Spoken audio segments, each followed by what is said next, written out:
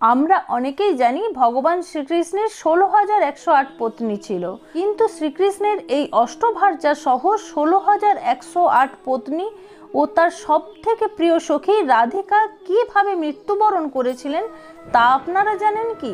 এবং শ্রীকৃষ্ণের মৃত্যুই বা কিভাবে হয়েছিল? যখন দ্বারকার সমুদ্রের তলে ডুবে যায় তখন তাদের পরিণতি বা কি হয়েছিল?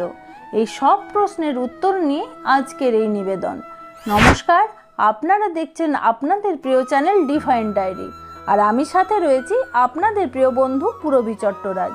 শ্রীকৃষ্ণ যখন কংসবধের জন্য বৃন্দাবন ছেড়ে মথুরায় চলে যান, কৃষ্ণ বিরহে রাধা আকুল হয়ে পড়েন।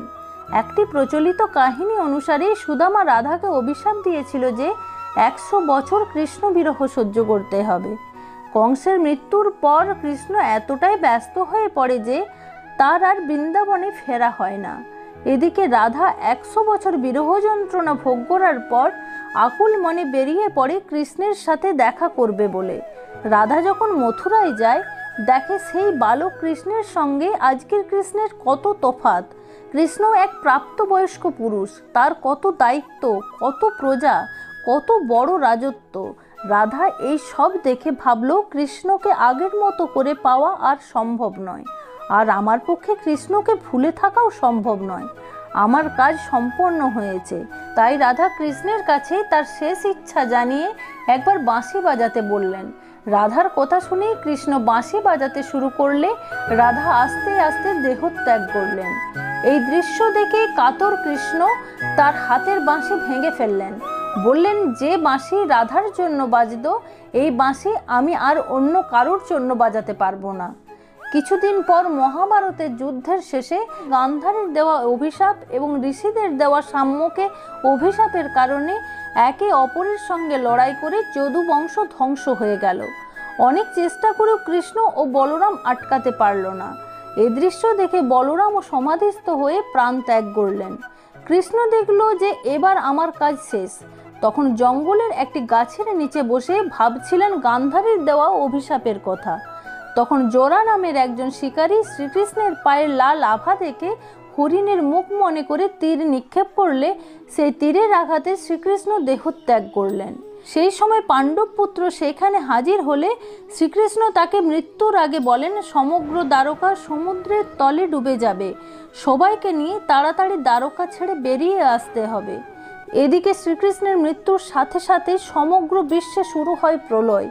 সবাই বুঝতে পারে এটা খারাপ কিছুর সংকেত, কিন্তু শ্রীকৃষ্ণের মৃত্যুর কথা কেউ যদি বুঝতে পারে, সে হলো রানী রুক্মিণী। তিনি এটাও জানতেন যে এ খবর জানানোর দায়িত্ব অর্জুনকে দিয়েছেন।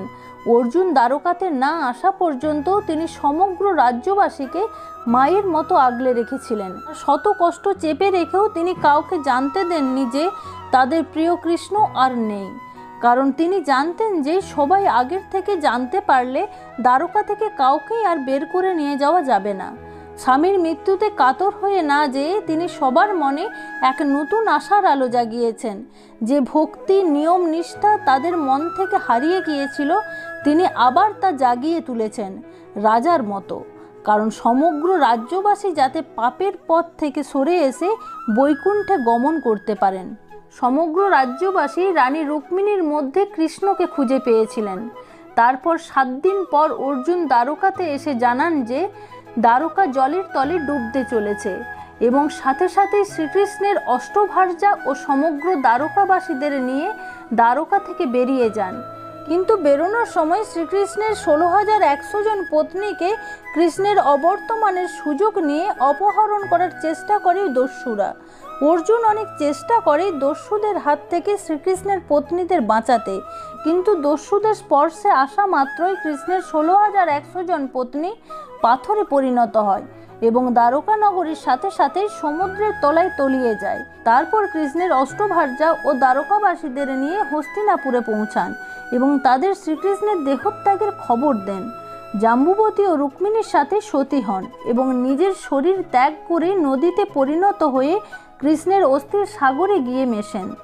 স্কন্দ পুরাণে উল্লেখ আছে, কেউ যদি এই জাম্বুবতী নদীতে ভক্তি ভরে স্নান করে তাহলে সেই মহিলা বিধবা হয় না। সত্যভামা সহ বাকি স্ত্রীরা সন্ন্যাস গ্রহণ করে বনে চলে যান এবং পরবর্তীতে তাদের মৃত্যু হয়। আজকের এই কাহিনী আপনাদের কেমন লাগলো কমেন্ট বক্সে লিখে জানাতে ভুলবেন না। গল্পটি ভালো লাগলে একটি লাইক করবেন, চ্যানেলে নতুন হলে এবং এরকম আরও জানা অজানা গল্প জানতে হলে চ্যানেলটিকে অবশ্যই সাবস্ক্রাইব করুন বন্ধুরা। আজ এই পর্যন্তই, দেখা হচ্ছে খুব শীঘ্রই এইরকম একটি কাহিনীর চুলচেরা বিশ্লেষণ নিয়ে। ততক্ষণ ভালো থাকবেন, ধন্যবাদ।